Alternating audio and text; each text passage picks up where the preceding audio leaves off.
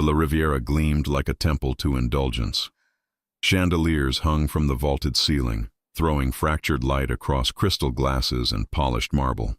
The air was heavy with the perfume of wealth, truffle oil, imported wines, designer colognes that lingered long after their wearers passed by. Jazz drifted from the corner, notes lazy and expensive, while laughter rang sharp as champagne corks. To the clientele, it was paradise. To Grace Miller, standing stiff in her black vest and white blouse, the narrow tie digging into her throat, it was another prison sentence. 6 hours of smiling until her jaw hurt, pretending she didn't notice when entitled men let their eyes slide down her legs, pretending her aching feet weren't screaming in her sensible black heels. The uniform fit too tightly. The blouse had been washed so often it scratched at her skin. She carried a tray balanced high on one hand, weaving between tables with practiced steps, her voice soft, polite, detached. "Yes, sir. Right away." "Of course, ma'am." No one saw her. Not really. She was part of the furniture, an efficient shadow who delivered plates, refilled glasses, disappeared. And maybe that was safer. Still, every time she caught her reflection in the mirrored wall, dark circles under her eyes, hair scraped back in a simple tie, her face drained of color, she thought of Emma, of the daycare bill due tomorrow, of the shoes Emma had outgrown. That thought alone kept her upright. The tray wobbled slightly as she adjusted her grip. A customer snapped his fingers for more wine. She turned, already composing her polite smile, when the front doors swung open.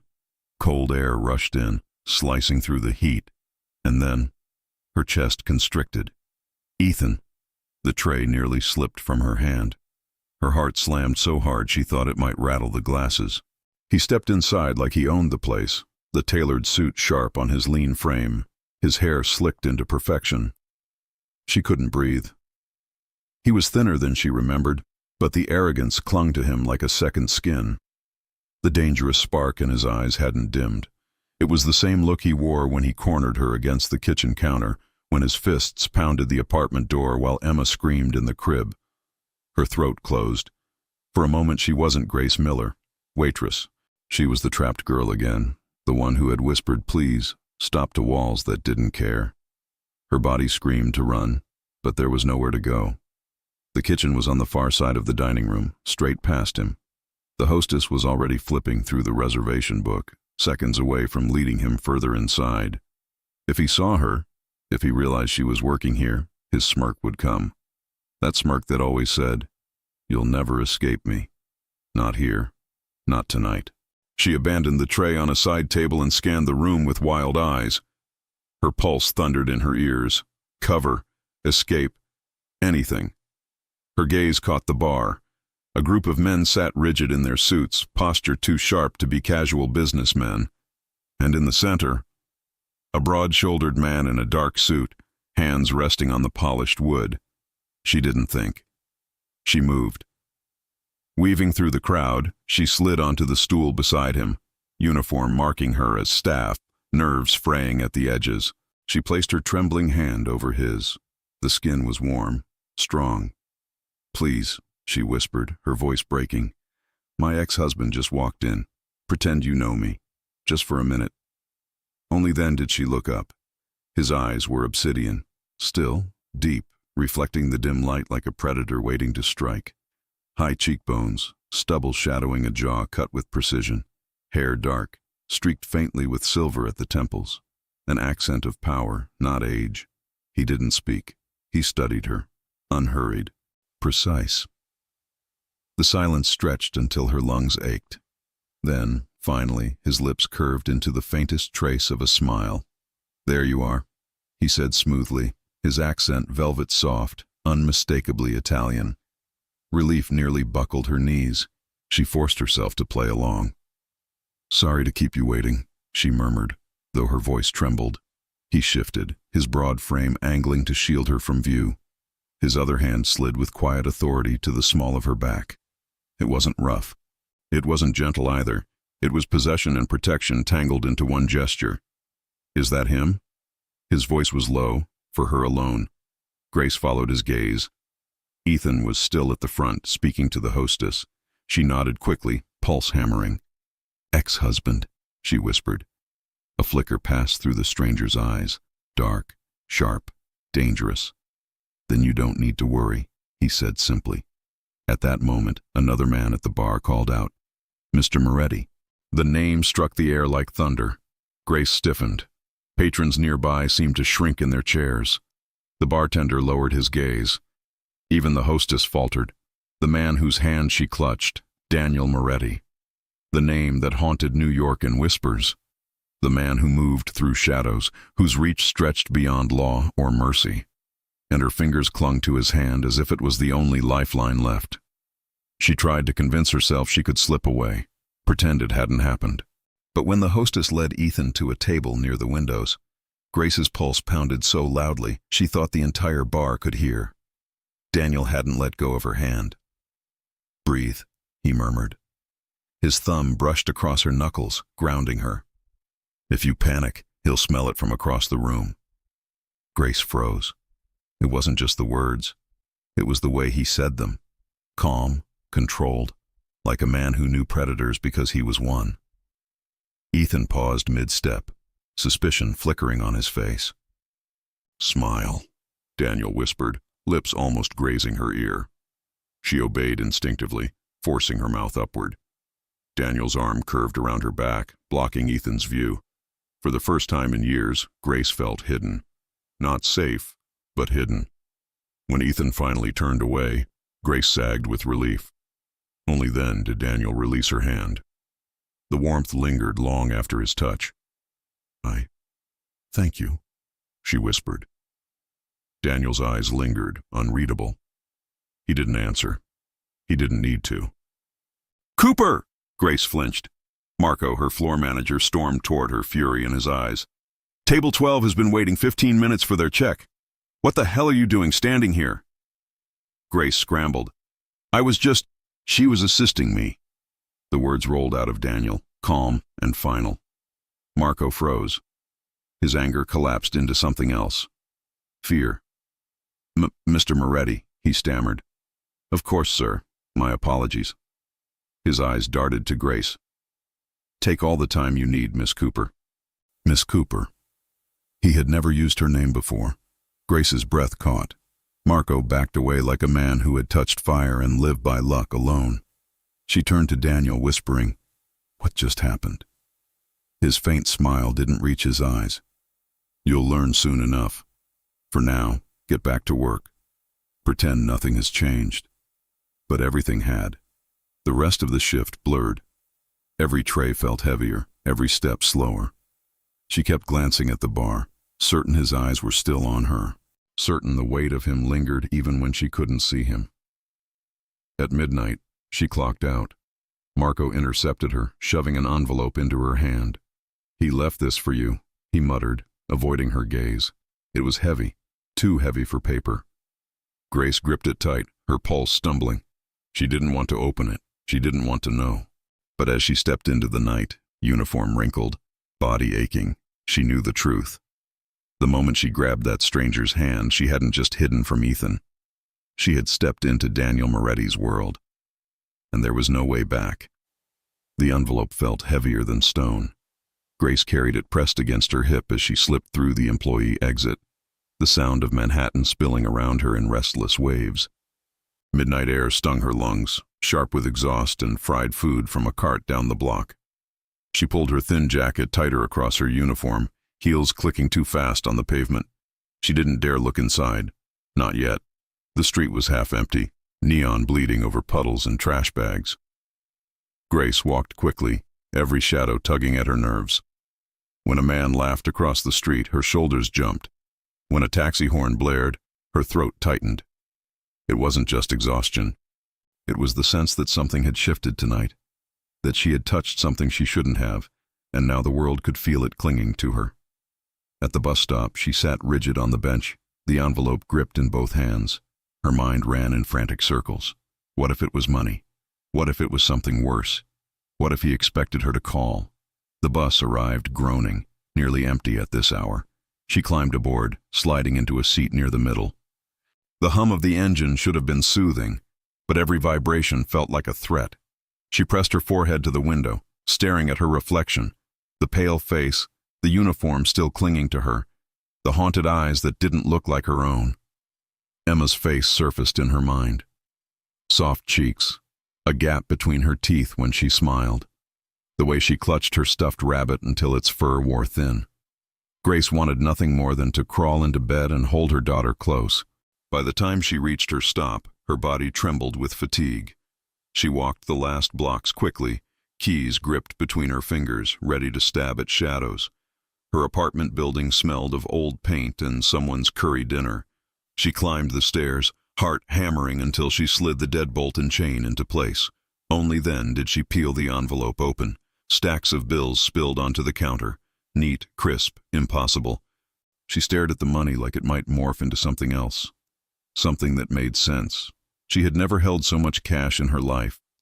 Her throat closed. And then, beneath it, a card. Cream stock, heavy, embossed letters, Daniel Moretti, a phone number. The sight of it sent her stomach into freefall. She dropped it onto the counter as if it burned her skin. This wasn't a gift. This was a claim. She stripped off her uniform with shaking hands, tugged an old t-shirt over her head, and collapsed into bed.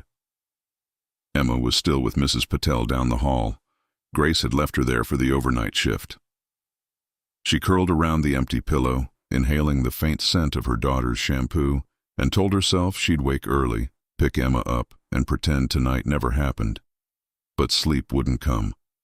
Every time she closed her eyes, she saw black eyes staring back at her. Calm, precise, unshakable. 2 days passed, but the weight of the card poisoned her apartment.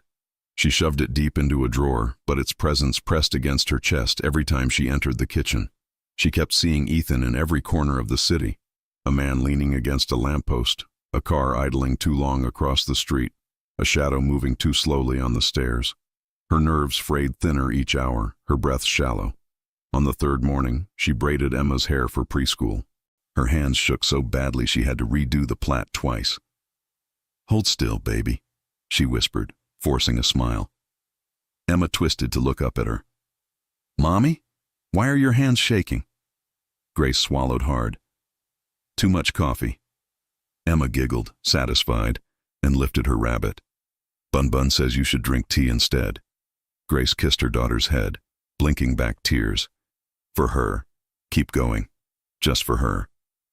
A knock rattled the apartment door. 3 sharp taps. Grace froze. Her blood drained to ice. She pressed Emma's shoulder gently.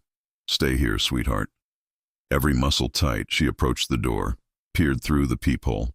Not Ethan. Her breath stuttered. The scarred man from the bar stood in the hallway. Marco Santoro.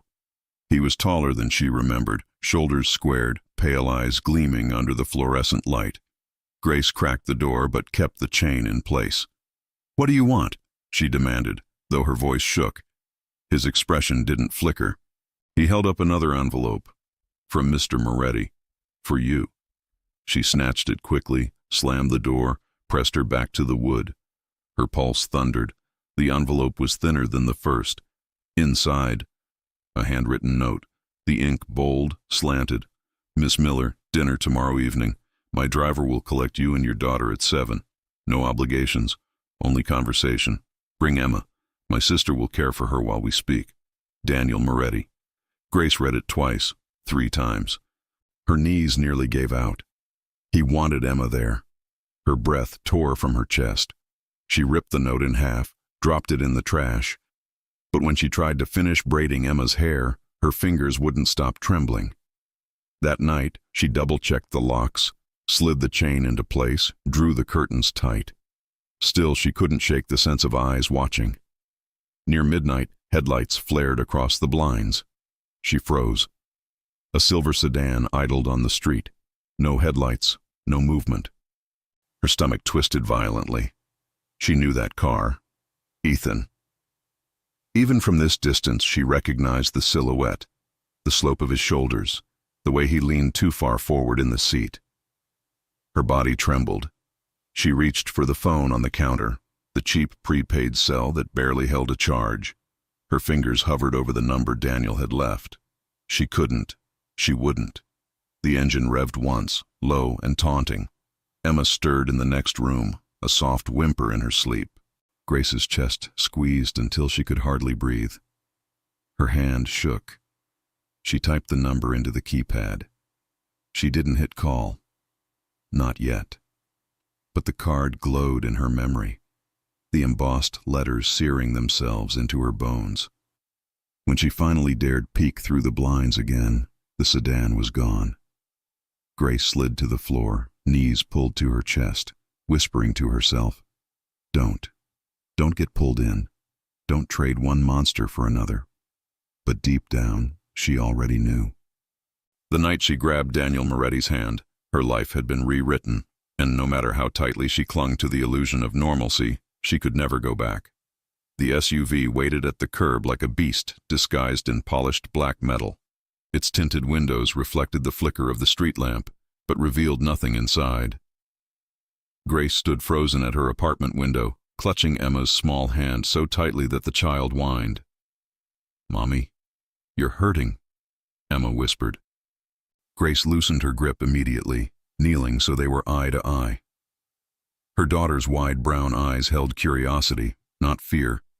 The innocence stabbed her. Emma tilted her head toward the sleek car below. "Is that a princess car?" Grace forced a smile, though her throat was dry. "Something like that, baby." But nothing about the vehicle said fairy tale. It said power. It said danger.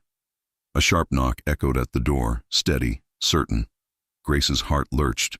She moved slowly, pressing Emma behind her as she peered through the peephole. Marco Santoro stood there, the scarred man from the bar, Moretti's shadow. His pale eyes scanned the hallway, alert and unbothered, as though no lock, no chain, no weapon could ever keep him out. "It's time," he said when she cracked the door. Her instinct screamed to slam it, to stay hidden, to keep Emma wrapped in the fragile cocoon of their small apartment. But the note still burned in her memory. "Bring Emma." And she remembered the silver sedan, Ethan waiting in the dark. She couldn't protect her daughter here, not anymore. Grace nodded stiffly, her lips trembling around the word. "All right." Marco's jaw dipped in the barest nod. He led them downstairs, his steps silent despite his size. Outside, he opened the SUV door with a gesture that was both courteous and commanding. Grace helped Emma climb in. The leather smelled of cedar and smoke, the interior humming faintly with hidden machinery. Emma's awe filled the silence as she ran her hands over the glowing buttons on the armrest, her stuffed rabbit perched proudly on her lap. Grace sat rigid, hands knotted together, every muscle tight. She tried to memorize the route, but the city blurred by too quickly. Neon gave way to dark avenues, then to the quiet stretch of tree-lined roads. Each turn carried them farther from everything familiar. Emma pressed her nose to the glass. "Look, Mommy, fireflies." Grace followed her gaze. Only headlights, only shadows. She forced a laugh anyway. When the SUV slowed, her breath caught. Iron gates loomed ahead, tall and black, their metalwork twisted into curling designs. They opened soundlessly at Marco's signal, swallowing the vehicle whole. The drive curved through manicured gardens glowing faintly with hidden lights. Then the mansion appeared. Emma gasped. "It's a castle." Grace couldn't disagree. Glass and stone rose high against the night, bathed in warm golden light. The structure was modern, sleek, but it loomed like something out of legend. The SUV stopped at the entrance, where a woman waited. Petite, olive-skinned, with dark hair pulled back into a neat twist, she smiled as if they were old friends. "You must be Grace," she said warmly. Her voice carried a lilting accent, gentle yet confident. "And this little one must be Emma. I'm Sophia Moretti, Daniel's sister." Emma half hid behind Grace's leg, rabbit clutched tight. Sophia crouched gracefully, lowering herself to the child's level. "I have a garden room with flowers that glow at night," she said softly, conspiratorial. "And a teddy bear who has been very lonely. Would you like to meet him?" Emma's eyes widened. She looked up at Grace, pleading silently. Grace's chest ached. Every instinct screamed not to let go. But Sophia's smile held nothing sharp, only warmth. And through the glass walls of the hall behind her, Grace glimpsed blossoms faintly lit, glowing like stars trapped in petals. She knelt, kissed Emma's forehead. "I'll be right here. Go on." Emma slipped her hand into Sophia's and skipped away, her laughter echoing down the hall. Grace rose and froze. He was there. Daniel Moretti stood at the far end of the marble hall. The chandelier light caught the silver at his temples, casting sharp shadows over his face. He wore a charcoal suit, every line precise, his posture straight, commanding. He didn't need to speak. His presence bent the air itself, but when his gaze met hers, something softened. "Grace," he said, her name rolling off his tongue as if he had practiced it. "Welcome." Her pulse hammered. "This is too much," she whispered. Daniel stepped closer, movements measured, deliberate. "It's only dinner," he said, "and a chance for you to see me not as a name, but as a man." The dining room was smaller than she expected. Not a grand hall for 20, but an intimate terrace overlooking the glowing gardens. A table set for two weighted with crystal and fine china. Daniel himself poured her water, dismissing the butler with a quiet gesture. The act unsettled her more than the wealth. "You don't seem surprised I came," Grace said, voice breaking the silence. Daniel leaned back, dark eyes steady. "I was never in doubt. Fear makes people unpredictable, but it also makes them curious." She bristled. "You think I came here out of curiosity? I think you're tired of living in someone else's shadow," he replied. His voice was calm, but the words struck like a blow. Grace looked away, blinking hard. He wasn't wrong. They ate slowly, though Grace barely tasted the food. Every question he asked was deliberate. About Emma, about her work, about the things she missed. He listened, truly listened, his focus so absolute it unnerved her. But warmth didn't erase danger. The way he moved, the way his men hovered unseen in the shadows outside, it all screamed of power sharp enough to cut. The door opened suddenly. Marco stepped inside, his posture tighter than usual. He bent to Daniel, voice low but clear enough for Grace to catch. "Spotted near the preschool, same car, same man." Her blood froze. "Ethan," she whispered. Daniel's face hardened, warmth draining until only steel remained. He rose with slow precision, adjusting his cuff. "You won't deal with him again," he said. Grace surged to her feet. "Wait, you can't just, he's Emma's father." Daniel turned sharply, gaze pinning her in place.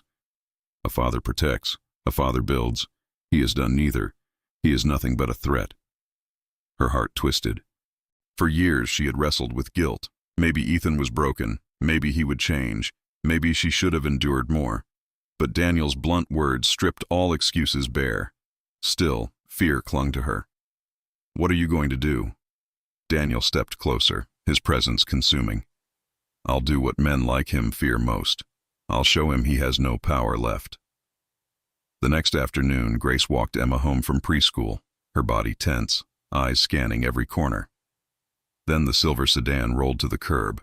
Ethan leaned across the passenger seat, smirk curling his lips. "Grace," he drawled. "Long time no see. You've been busy." Grace's breath stuttered. She gripped Emma's hand tighter. "Leave us alone." His gaze slid to Emma.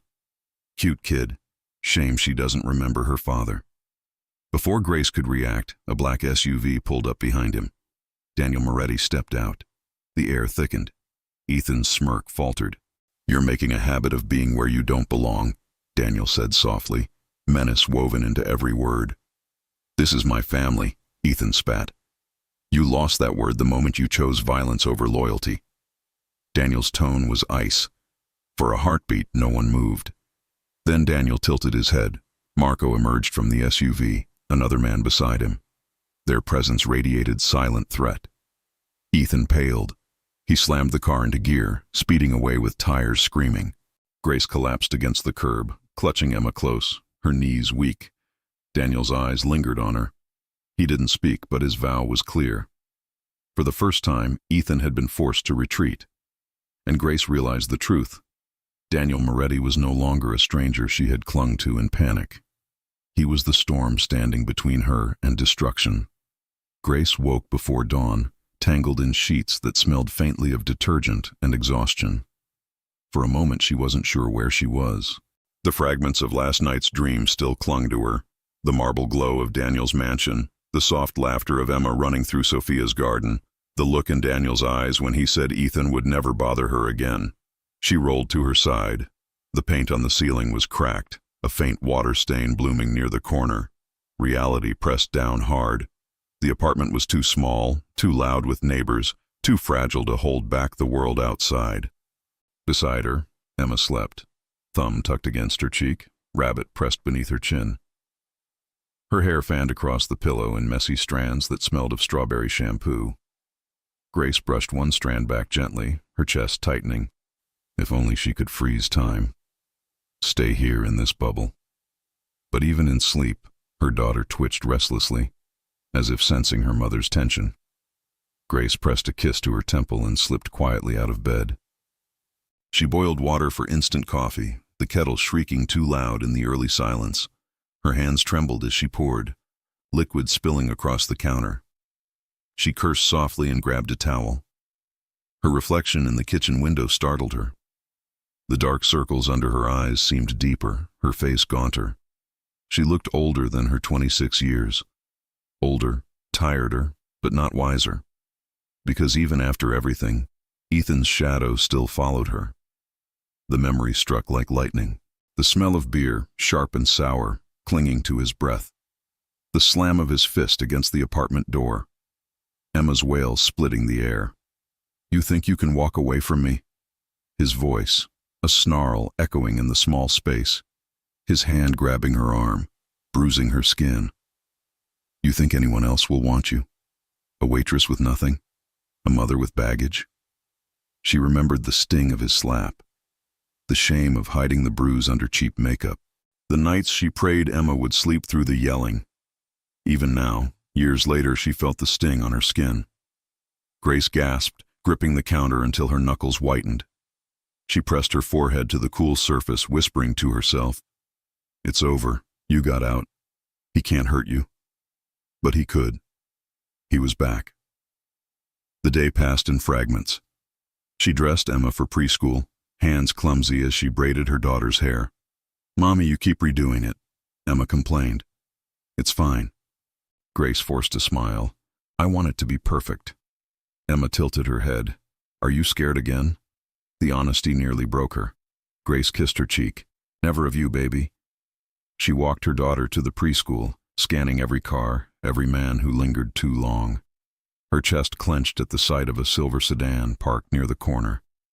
She froze, heart hammering, until a woman climbed out with groceries, humming to herself. Not Ethan. Not today. Still, her pulse didn't settle until she saw Emma vanish inside the building. When she turned back toward the street, he was there. Marco Santoro leaned against a lamppost, scar catching the light. His suit was dark, pressed, his posture relaxed but coiled like a spring. "You don't have to watch me," Grace said quietly as she passed, trying to keep her voice steady. "Mr. Moretti asked me to." His tone was flat, neutral, as if the answer required no further explanation. Grace's steps faltered. "I don't want him involved." Marco's pale eyes flicked toward her, sharp and calm. "You involved him the moment you touched his hand." The words pierced deeper than she wanted to admit. She quickened her pace, pretending she hadn't heard. But the truth gnawed at her all day. That night, exhaustion dragged her into a restless sleep. She was back at La Riviera. Ethan's smirk glowed from across the room. Her pulse thundered as she searched for the bar, for the stranger who had shielded her. But the stool was empty. The men in suits were gone. Daniel wasn't there. She spun in circles, panic clawing her throat, until Ethan's shadow swallowed her. Grace jerked awake, gasping, sweat clinging to her skin. Her phone buzzed on the nightstand. She fumbled for it with shaking hands. One message, no name, only an initial. D. Breathe. Her heart seized. She stared at the screen, breath ragged. How did he know? How could he know she needed that single word at that exact moment? She dropped the phone onto the bed, chest heaving. Fear and something far more dangerous twisted together inside her. The following evening, she carried groceries up the stairwell, bag handles cutting into her palms. The building was quiet, too quiet. Each step echoed sharply against the walls. Halfway up, footsteps followed. Slow, deliberate. Her breath caught. She turned, groceries slipping, apples rolling down the steps. A neighbor rounded the corner with a laundry basket, nodding politely as he passed. Grace sagged against the railing, clutching the banister for balance. She gathered the scattered apples with trembling hands, heart still galloping long after the sound of his steps faded. When she finally made it inside, she bolted the lock and slid to the floor. From the bedroom, Emma's voice called softly, "Mommy, are you okay?" Grace wiped her eyes quickly. "Just tired, sweetheart." But she wasn't tired. She was unraveling. The next night, the knock came. Not Ethan's pounding, not Marco's steady tap. A single knock, quiet, certain. Grace hesitated, chain still fastened, before opening. Daniel Moretti stood in the hallway. The overhead light flickered, but it didn't touch him. His suit was immaculate, his dark eyes steady. He filled the narrow hall with presence alone. Grace's throat tightened. "You can't just show up here." "You saw him again," Daniel said. It wasn't a question. Her breath faltered. I don't know. Maybe. I thought, you don't need to think." His voice was soft but sharp enough to cut. "You need to be safe." Grace bristled. "And you get to decide what that means?" He stepped closer, the air tightening with his presence. His gaze pinned her. "I decide what happens to men who threaten you." "Yes." Her heart thudded painfully. Fear warred with anger, and something else she refused to name. Then Emma padded into the hall, rubbing her eyes, hair messy from sleep. "Mommy?" Daniel's gaze softened instantly. He crouched, suit creasing, his posture shifting. "Emma," he said gently, like he'd practiced it 100 times. "Did I wake you?" She shook her head, thumb in her mouth. "Are you Mommy's friend?" Grace froze. The question hung heavy in the air. Daniel smiled faintly. "Something like that." Emma's small hand tugged Grace's. "Can he stay for pancakes?" Grace's throat closed. She couldn't answer. Daniel rose, straightening his jacket. His voice was quiet, certain. "I'll be back tomorrow. Both of you need rest." Then he was gone, footsteps fading down the hall. Grace stood trembling, Emma's warm hand in hers, her mind a storm. Ethan's shadow haunted her. But now another shadow had entered their lives. One darker, one heavier, one impossible to ignore. The shadow of Daniel Moretti. The storm outside had raged through the night, rain lashing against the apartment windows like fists demanding to be let in. By morning, the city was washed in gray, puddles swallowing sidewalks, the air damp and heavy. Grace watched it from the window, Emma's small body warm against her hip. She should have been thinking about daycare payments, about the double shift scheduled tonight, about groceries, normal things. But all she could think about was the man who had stood in her hallway 2 nights ago. Daniel Moretti. Her pulse quickened at the memory of his voice, soft yet absolute, cutting through her resistance. At the memory of his eyes when he crouched to speak to Emma, dark as obsidian yet softened for her daughter alone. Grace tightened her hold on Emma, whispering against her hair, "You don't need him, baby. You just need me." But her heart betrayed her with every uneven beat. She dropped Emma at preschool, her steps quick, eyes darting. No silver sedan today, no sign of Ethan. Still, she couldn't shake the feeling of being watched. She turned a corner and froze. The SUV was there. Black, gleaming, parked across the street like a sentinel. The back window lowered just enough. Daniel sat inside, framed by shadow, eyes fixed on her. Her throat dried. People streamed around her, umbrellas bobbing, but for one dizzying moment, the world shrank to only him. Then he raised two fingers, a silent summons. Grace's body refused to move, but Marco appeared from the driver's seat, umbrella in hand, opening the door with precise courtesy. "You'll catch cold, Miss Miller." She almost laughed at the absurdity of the statement, as if the weather was what threatened her. Still, she climbed in. The SUV purred forward, city fading behind. Grace sat stiff, rain streaking across the tinted windows. Daniel watched her with unnerving stillness, every detail of her posture taken in as though catalogued. "You didn't call," he said finally. His tone was calm, but something dangerous lurked beneath. Grace swallowed. "I didn't ask for your help." "You did," Daniel replied smoothly, "when you took my hand." Her cheeks flushed hot. She looked away. That was desperation. His lips curved faintly. "Desperation is honesty, Grace. People reveal who they are when they're desperate." Her chest constricted. She hated that he was right. The SUV carried them north, away from noise, into quiet streets lined with brownstones and old trees dripping rain. Finally, it stopped before a narrow townhouse, far humbler than the mansion. Daniel gestured toward it. "I thought you might prefer somewhere less overwhelming." Grace hesitated. "Why am I here?" "Because hiding doesn't suit you." He stepped out first, offering his hand as if the decision were already made. She ignored the hand, climbing out on her own, but the touch lingered in her mind, the warmth of it, the control woven into every gesture. Inside, the townhouse was warm, filled with books and soft light. It didn't feel like a Mafia Boss's home. It felt human. Emma ran straight for the bookshelf, delighted by the row of storybooks stacked neatly on a lower shelf. Grace's throat tightened. He had thought of Emma. Daniel's voice drew her back. "Tea?" She blinked. "You make tea?" A shadow of a smile touched his lips. "I have been known to." They sat at a small table by the window. The rain tapped gently now, softened to a lull. Grace wrapped her hands around the mug, needing the warmth. She refused to look at him, but she felt the weight of his gaze. Finally, she whispered, "Why are you doing this?" Daniel leaned back, crossing one leg over the other. His suit shifted with the movement, precise lines still perfect. "Because you've been carrying the weight of fear alone. That ends."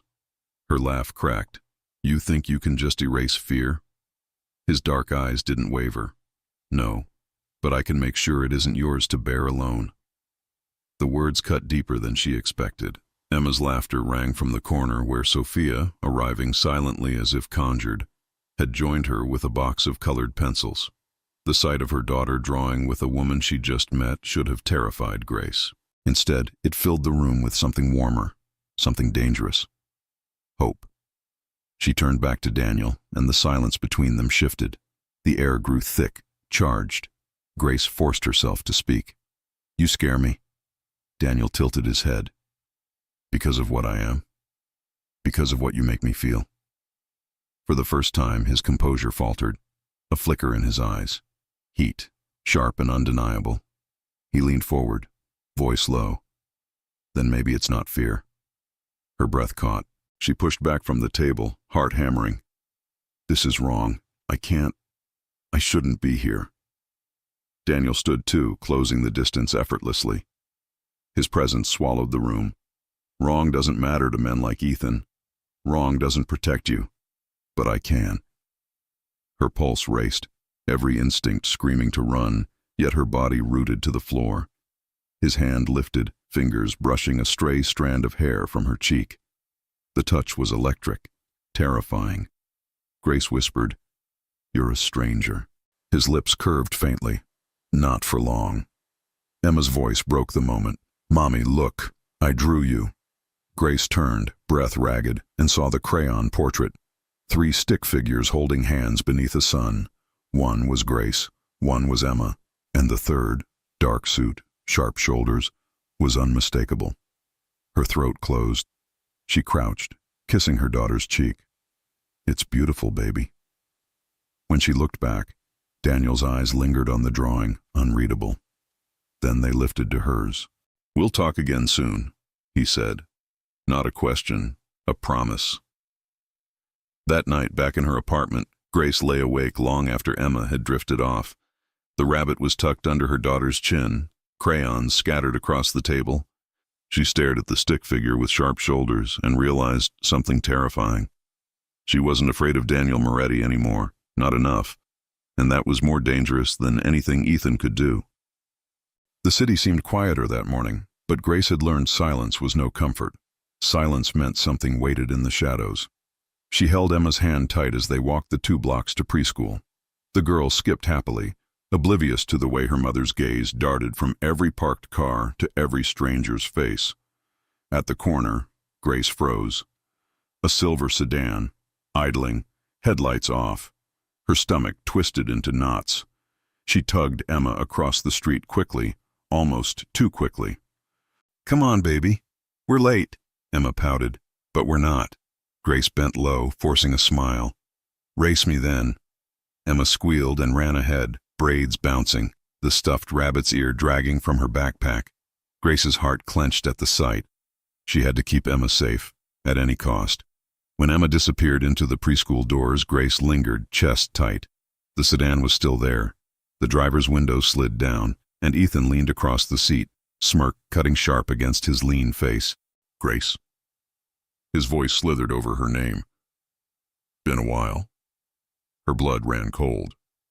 She forced her feet not to move, not to run. Running meant giving him power. "What do you want?" she managed, voice flat. Ethan's eyes flicked toward the building behind her. "Cute kid. Looks just like you." Grace's stomach churned. Her nails dug crescents into her palms. "Stay away from her." He chuckled, low and venomous. "Relax. I'm not here for playdates. I just came to warn you." Her throat tightened. "Warn me?" He leaned closer, eyes gleaming with something darker than arrogance. "You think hiding behind Moretti makes you untouchable? You think his shadow keeps you safe? Grace, he's finished. Men are circling him like vultures. And when he falls, anyone near him falls too." Grace's breath hitched. "You're lying." "Am I?" Ethan's smirk widened. "Ask yourself why he's suddenly so interested in you. He doesn't protect. He collects. And when the knives come out, you'll be the first piece he tosses aside." Her hands shook. "You don't know him. I know enough. Moretti bleeds like any man. And when his blood spills, yours will too." Grace turned sharply, retreating before her voice cracked. She forced herself to keep her pace steady, not giving him the satisfaction of her fear. But her vision blurred, her ears buzzed, and every step home felt like dragging chains. The apartment offered no comfort. The walls felt thin, the locks flimsy. She sank to the floor, back pressed against the door, Ethan's words replaying on a cruel loop. When he falls, anyone near him falls too. She squeezed her eyes shut. She wanted to believe Daniel's promise, that she and Emma were safe under his watch. But promises didn't stop bullets. The phone on her counter buzzed, her stomach flipped. Slowly, she picked it up. A single message lit the screen. "D. Did he approach you?" Her breath stalled. He knew again. He always knew. Hands trembling, she typed, "Yes, at the preschool. He warned me about you." The reply came instantly. "D. Good. Then he knows he is being watched. He will not come close again." She pressed a hand over her eyes, tears burning. Watched. Every word confirmed the world she had stumbled into was larger, darker than she wanted to believe. That evening, the SUV appeared at her curb. Grace hesitated, staring from her window as rain streaked the glass. Part of her wanted to bolt the door and pretend she never saw it, but Emma tugged her hand eagerly. "Are we going to see the glowing flowers again?" Grace's chest ached. She nodded weakly. "Yes, baby." Marco opened the door with his usual calm efficiency. The ride was silent, but Grace felt Daniel's absence before she saw it. His seat was empty. "Where is he?" she asked quietly. Marco's gaze didn't shift from the road. "Working." Something in the way he said it made her shiver. At the mansion, Sophia swept Emma away into the garden with stories of new blossoms. Grace lingered in the library, fire crackling, shadows long across the shelves. The door opened at last. Daniel entered, his presence filling the room instantly. His jacket was off, his sleeves rolled, his tie loosened just slightly. He looked less like the untouchable figure she'd met at the bar, and more like a man carrying the weight of a war. "You saw him?" It wasn't a question. Grace's throat closed. "At the preschool." Daniel's jaw clenched. He crossed to the decanter, poured a drink, and downed it in one motion. "He's aligning with my enemies," Daniel said flatly. "He thinks using you will give him leverage." Grace's breath faltered. "He said when you fall, I'll fall too." Daniel turned sharply, eyes locking on hers. "I don't fall." The words landed like a blow, sharp, absolute. But the shadow in his gaze told her even he couldn't banish doubt completely. Grace whispered, "What if he's right? What if Emma—" In a flash, Daniel was in front of her, his hands braced against the chair where she sat. His face was inches from hers, his voice a low growl. "Nothing touches your daughter. Nothing touches you. I will burn this city to the ground before I let that happen." Her pulse raced, terror and heat tangling until she couldn't breathe. Daniel's gaze dropped to her lips, just for a second. Then he pushed back, straightening, voice steady again. "Trust me, Grace. Fear belongs to him, not you." Later that night, after Emma had fallen asleep in Sophia's arms, Grace wandered the garden alone. The glowing flowers shimmered softly, their light fragile against the dark.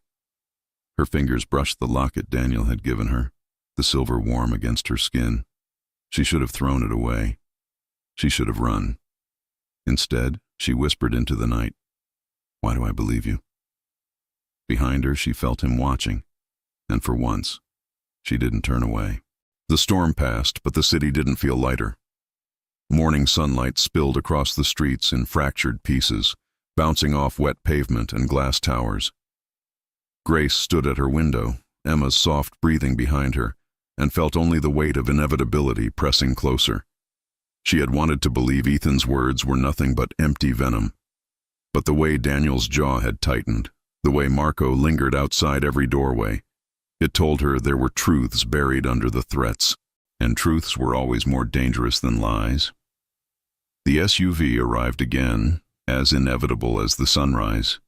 Grace hesitated at the door, Emma's backpack slung over her shoulder. "Do we have to?" she whispered, more to herself than anyone. Emma beamed, already tugging her hand. "The glowing flowers, Mommy," and Sophia promised cookies. Her daughter's laughter was a lifeline Grace couldn't deny.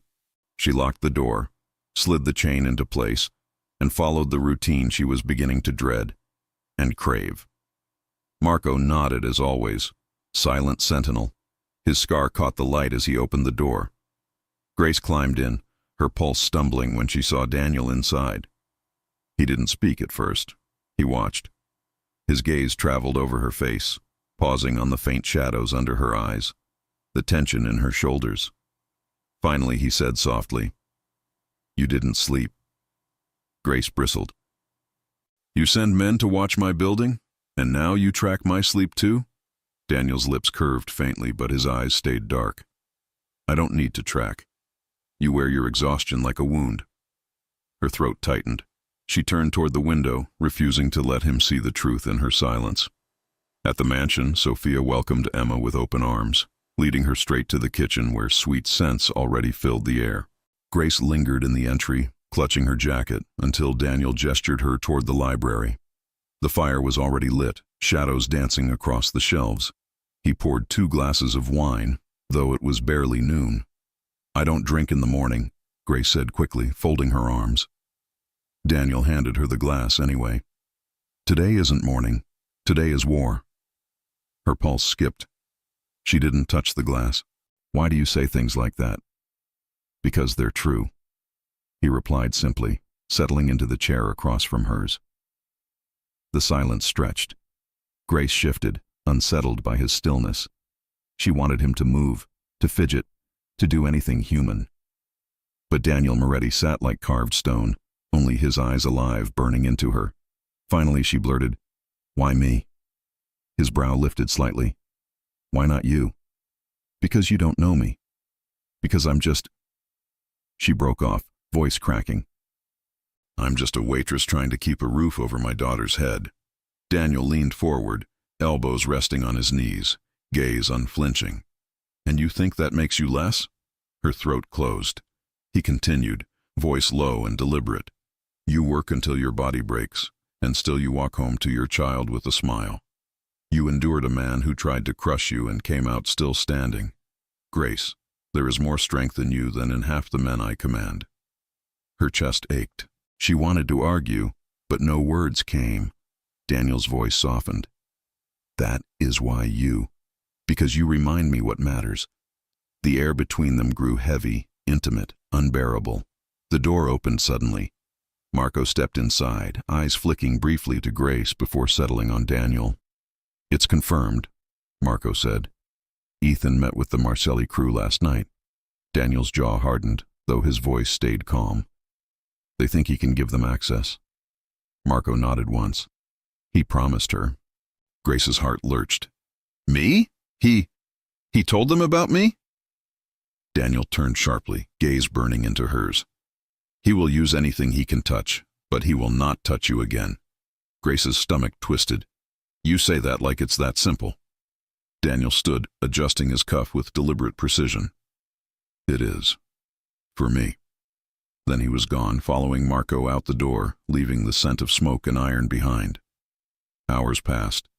Grace sat in the library, staring at the fire until her vision blurred. Every crackle sounded like footsteps. Every shadow on the wall stretched too long. When Daniel finally returned, the sun had set. His jacket was gone, his shirt sleeves rolled, the silver at his temples catching the dim light. His posture was rigid, but something in his face was different, lines deeper, wear heavier. Grace rose without thinking. "What happened?" He didn't answer. He poured a drink, downed it, then braced his hands against the mantel, shoulders tense. Grace approached slowly, heart racing. "Daniel?" For a moment he didn't move. Then his voice came, rougher than she had ever heard. "I've spent my life controlling every piece of this city. Every move, every whisper, every betrayal. But control doesn't last. Not forever." Her breath caught. He had never spoken like this before, never allowed cracks to show. He turned his head slightly, eyes dark and tired. "And now you're here. You and your daughter. And I find myself wanting control for the first time in years, not for power, for peace." Grace's chest ached. She whispered, "You don't have to do this alone." His gaze locked on hers, sharp, searching. Then, slowly, his hand reached out, fingers brushing hers. The touch was light, hesitant, not the commanding grip she had felt at the bar, not the calculated possession. It was fragile, almost uncertain. Her breath trembled. She didn't pull away. For one suspended moment, the world narrowed to that single touch. Fear and desire blurred until she could no longer separate them. Then Emma's laughter rang from the hall, shattering the spell. Daniel's hand withdrew instantly, his composure sliding back into place. "Go to her," he said softly, almost regretfully. Grace lingered, heart hammering, before turning away. But as she scooped Emma into her arms, Grace knew the truth. She was already tethered to him. And no warning, no shadow, no threat could sever the fragile alliance forming between them. The city never slept, but some nights felt different. That night, Grace swore the hum of traffic outside her window carried a darker rhythm, like whispers she wasn't supposed to hear. She pressed Emma closer as her daughter stirred in her sleep. The rabbit was clutched tight under the child's chin, one ear ragged from years of comfort. Grace smoothed the hair from Emma's forehead, whispering a prayer she wasn't sure anyone heard anymore. She wanted to believe Daniel's words, that nothing would touch them, that his shadow was enough to shield them. But shadows cut both ways. They hid, but they also suffocated, and Ethan's warning echoed louder each day. When he falls, you fall too. The next morning, the SUV wasn't at the curb. For the first time in weeks, Marco wasn't waiting by the lamppost. The absence should have felt like freedom. Instead, it felt like the floor had been ripped away. Grace walked Emma to preschool with her nerves screaming. Every passing car made her flinch. Every stranger's face looked like a mask hiding intent. Halfway back to the apartment, she noticed it. A man leaning against a corner store wall. Another one across the street pretending to scroll through his phone. Both with sharp suits, shoulders squared, movements too controlled. Not Daniel's men. Her breath quickened. She forced herself to keep walking, but every instinct screamed she was being herded, observed, measured. By the time she reached her building, a folded note was taped to her door. Her hands shook as she tore it down. The handwriting was jagged, hurried. He can't protect you forever. You'll be safer if you come to me. Tonight, 9 p.m. Same corner where we first met. Grace crumpled it in her fist, bile rising in her throat. He had been here, at her door. She wanted to call Daniel immediately, to let his calm, dangerous voice ground her. But another thought stopped her cold. What if Ethan was right? What if staying near Moretti only painted a target on Emma's back? She sank to the floor, forehead against the wood, tears burning her eyes. That night she couldn't sit still. She paced the apartment, Emma asleep in the next room. She should have stayed put, locked the door, trusted Daniel's men would return, but the note burned like acid in her pocket. At 8:45, she slipped out. The streets were slick with mist, neon lights fractured in puddles. Grace pulled her jacket tighter, head down. Every step toward the corner felt like betrayal, and yet she couldn't stop. When she arrived, Ethan was already there. Leaner than before, sharper, his smile all venom. "Grace," he drawled, spreading his arms like a savior. "I knew you'd come." Her chest tightened. "Say what you need to say." He stepped closer. Too close. "Moretti's a dead man walking. The Marcellis have already cut deals. His empire is crumbling, and when it falls, so will anyone under his name. You think he'll choose you and your kid over survival? Don't be naive." Grace's voice trembled. "You don't know him." "Oh, I know him better than you ever will. And I know men like him don't love. They own. He's already claimed you, hasn't he? One touch, one look, and suddenly you're his. That's what he does. And when the knives come, he'll throw you to them without blinking." Grace's hand shook, but she lifted her chin. "I'd still rather face the knives with him than crawl back to you." For the first time, Ethan's smirk faltered. His eyes flashed with rage. "You'll regret that." He turned sharply, disappearing into the night, leaving the stench of smoke and fury behind. Grace stumbled home, pulse racing. She had barely locked the door when the phone Daniel had given her buzzed. "D. You left." "Why?" Her knees gave out. She sank to the floor, typing with trembling hands. He left a note. "I had to know." The reply came instantly. "D. Never again. If you need answers, you come to me, not to him. Do you understand?" Tears blurred her vision. "Yes." Another message followed, final and cold. "D. Good, because the net is tightening, and the next time you see him, it won't be words he brings." Grace pressed the phone to her chest, her body trembling. She had thought she knew fear before, but this was different. This was war. The first thing Grace noticed that night was the silence. Not the ordinary quiet of her neighborhood, no babies crying, no televisions humming through thin walls, no drunken laughter from the alley, but an unnatural, heavy silence, the kind that pressed down on the chest until breathing became effort. She sat at the edge of Emma's bed, stroking her daughter's hair as the girl clutched her rabbit, lashes fluttering in dreams. Grace should have been reassured by the peace in her child's face. Instead, her heart pounded harder. Something was wrong. For weeks now, she had grown used to the faint presence of Daniel's men outside. She had learned to measure her safety by the hum of the SUV engine at the curb, by Marco's still silhouette under the lamppost. Their watchful shadows had become part of her nights. Tonight, there was nothing. The absence was louder than gunfire. She rose quietly, careful not to wake Emma, and padded barefoot to the kitchen. The tiles were cold under her feet, her reflection ghost-like in the dark window. She poured herself water she didn't want, only to give her trembling hands something to hold. Every creak of the building made her flinch. Pipes groaned. The radiator hissed. Her breath echoed back at her. She checked the phone Daniel had given her, still dark.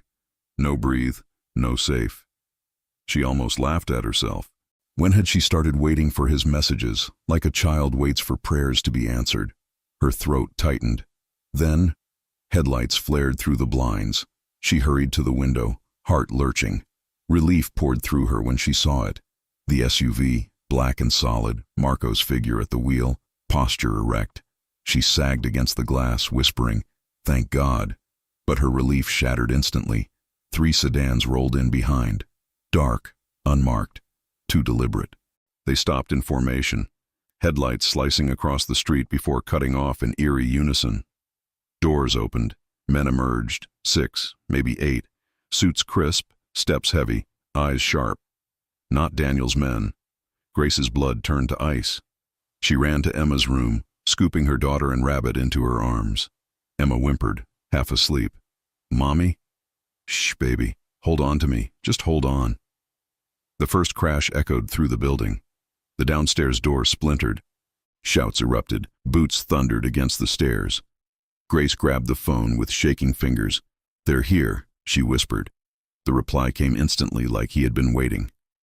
"D, chain the door. Do not move." Her hands fumbled but found the chain. She slid it into place and pressed her back to the wood, heart hammering so hard she thought Emma would feel it through her chest. The stairwell roared. Voices barked orders in Italian and English. The thud of boots grew louder. Then, impact. The door shook violently. The chain strained. Emma whimpered. Grace kissed her hair, whispering broken promises. "It's okay. Mommy's here. It's okay." Another crash. The wood cracked. The chain snapped. The door flew open. A man filled the frame, broad shoulders, a scar cutting across his jaw. Gun raised, smirk sharp. "Well, well," he sneered. "Boss wants a word." Grace staggered back, clutching Emma. "Stay away from her." The man's smirk widened. He lifted the weapon. A single gunshot cracked the air. The man crumpled instantly, blood spilling across the floor. Grace gasped, knees buckling. Daniel Moretti stood in the doorway, gun steady, eyes black as obsidian, presence so powerful it felt like the air bent around him. Behind him, Marco and 2 others surged forward, guns blazing. The hallway exploded in chaos. Shouts, ricochets, bodies hitting walls. Smoke filled the air, sharp with the metallic tang of blood. Daniel didn't flinch. He stepped fully into the room, gaze locking on Grace. His voice was calm, absolute. "Take her, now." Marco grabbed Grace's arm, dragging her toward the rear exit. She stumbled, Emma sobbing into her chest, Rabbit crushed tight. Grace looked back desperately. Daniel fired again, unblinking, precise. His movements weren't frantic. They were orchestrated. Every shot a command, every step a verdict. Grace had seen violence before, in Ethan's fists, in the cruelty of men who loved control. But this was something else entirely. This was violence wielded like a shield, and it terrified her, because part of her trusted it.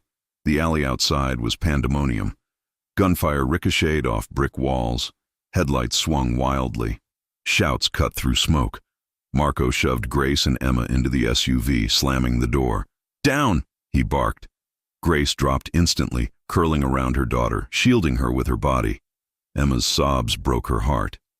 "It's okay, baby," Grace whispered frantically. "Mommy's got you." The SUV lurched forward, tires screeching across wet asphalt. Through the rear window, Grace caught glimpses of Daniel. He moved like a phantom through the chaos, broad shoulders cutting through smoke, gunfire lighting the night around him. Her throat closed.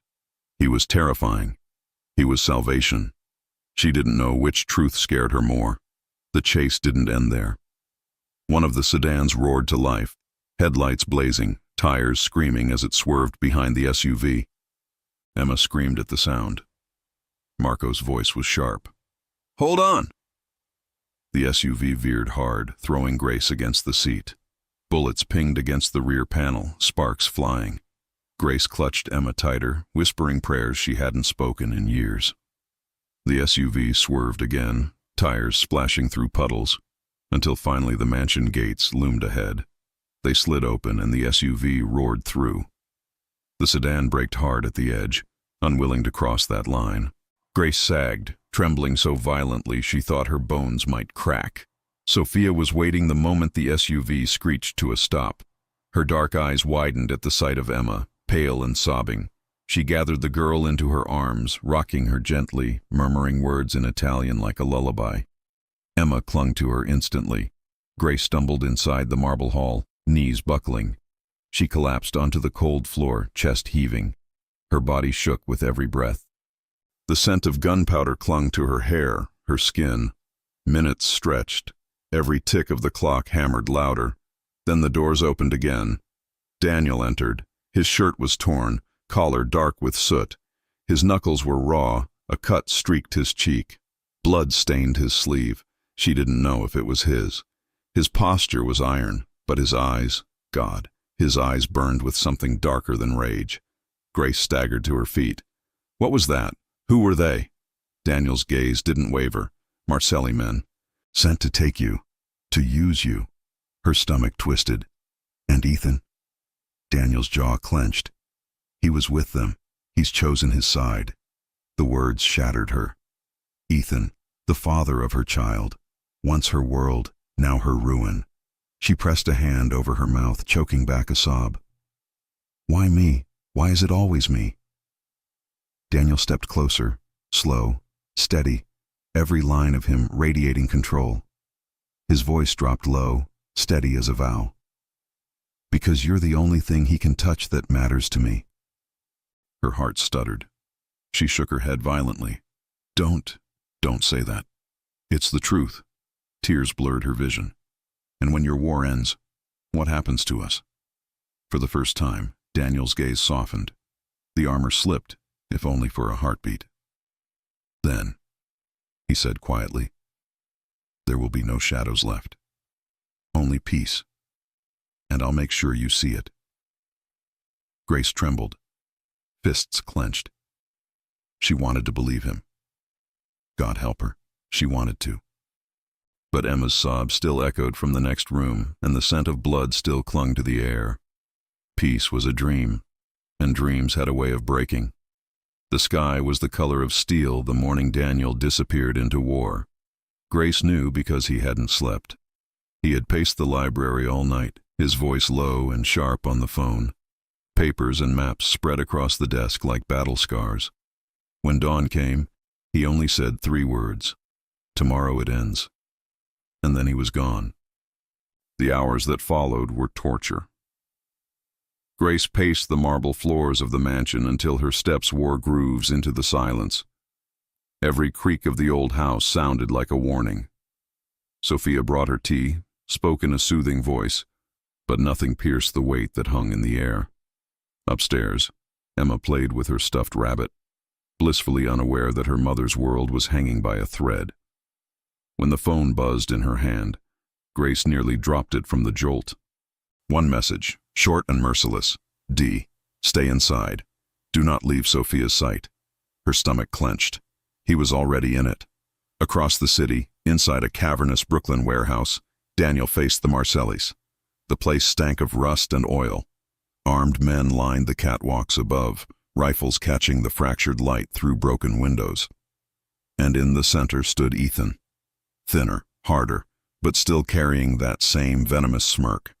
Well, Ethan sneered, pushing off a crate. The mighty Moretti finally crawls to me. I told Grace you'd fall. Should have listened to me. Daniel's expression didn't flicker. His voice was calm, each word edged like a blade. You sold your daughter's safety for a seat at another man's table. That isn't victory, Ethan. That's weakness. The smirk faltered, but Ethan pushed it back on. She was mine. Always mine. You think she loves you? No, she fears you. Just like the rest of them. Daniel's eyes burned black as obsidian. She has more courage in her little finger than you've shown in your entire life. The Mafia boss stepped forward, gray-haired, snake-eyed, his voice a hiss. Enough talk. You brought your men, I brought mine. Let's finish this. The silence cracked. Gunfire erupted. Back at the mansion, Grace jolted as if the bullets had rattled her own walls. She pressed Emma tight against her chest as Sophia closed the curtains. But sound seemed to bleed through the glass anyway. Distant thunder, imagined screams. Grace kissed her daughter's hair, tears in her eyes. It's just thunder, baby. Just thunder. But she didn't believe her own lie. Inside the warehouse, chaos reigned. Bullets tore through crates, men screamed, blood splashed across concrete. Marco moved like a shadow at Daniel's side, precise and merciless. Daniel pressed forward, every step a verdict, every shot deliberate. His eyes never left Ethan. Ethan stumbled back, firing wildly, his arrogance unraveling into panic. "You can't kill me, Moretti!" he shouted, tripping over debris. "If you kill me, she'll hate you forever!" Daniel advanced steadily, gun unwavering. "Grace already chose," he said, voice low, final. Ethan's bravado shattered. The shot rang out. Not Daniel's. Marco's. Ethan fell, eyes wide in disbelief, his smirk erased forever. The Marcellis broke like glass. One by one their men fled, leaving the warehouse silent but for the drip of blood and the echo of defeat. Daniel lowered his gun slowly. For the first time, his hand trembled. Hours later, the mansion doors burst open. Grace ran down the hall, heart in her throat. When she saw him, her legs nearly gave out.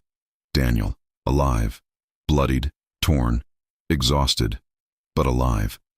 She collided with his chest, arms locking around his neck, sobbing into his skin.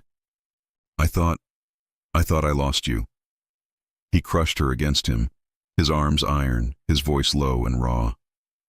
"You'll never lose me. Not while I breathe. Not you. Not Emma." She pulled back, her face streaked with tears, but her eyes blazing. "Protection isn't enough, Daniel. I don't just want safety. I want you." The world stilled. His hand cupped her face, thumb brushing her tears. His voice cracked open, softer than she had ever heard. "You already have me. From the first moment, you had everything." And then he kissed her. It wasn't gentle. It was fire, fierce, desperate, consuming. The taste of smoke and blood, the rawness of a man who had held back too long. Grace melted against him, her body trembling, her heart surrendering. For the first time, she didn't fear the storm. She belonged in it. When they broke apart, breathless, Daniel rested his forehead against hers. His words were a vow. "I love you, Grace. I love you. And I love Emma. And I swear, you'll never walk in the dark again." Her lips trembled into a smile. "I love you too, Daniel Moretti. And that terrifies me more than anything." A rough laugh escaped him, broken, disbelieving. "Then don't be afraid anymore. From now on, there are no shadows." Days later, the garden glowed golden under the late afternoon sun. Emma chased butterflies across the grass, her laughter ringing like bells. Grace sat on the stone bench, sapphire glinting faintly on her finger. Daniel came to her side quietly, his presence settling her heart without a word.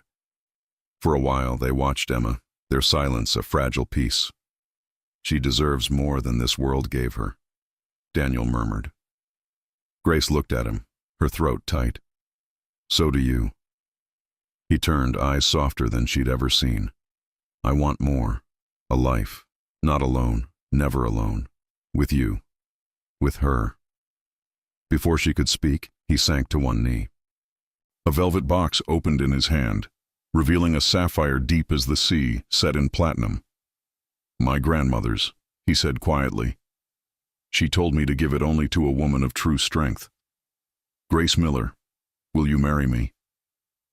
Her tears spilled hot, laughter breaking through them. "Yes," she whispered, then louder, her voice steady, joyful. Yes, Daniel. Always. He slipped the ring onto her finger and pulled her up into his arms. The kiss they shared was different this time. Tender, full of promise, the kind of kiss that builds futures. Emma clapped her hands, squealing with delight. "Mommy's a princess!"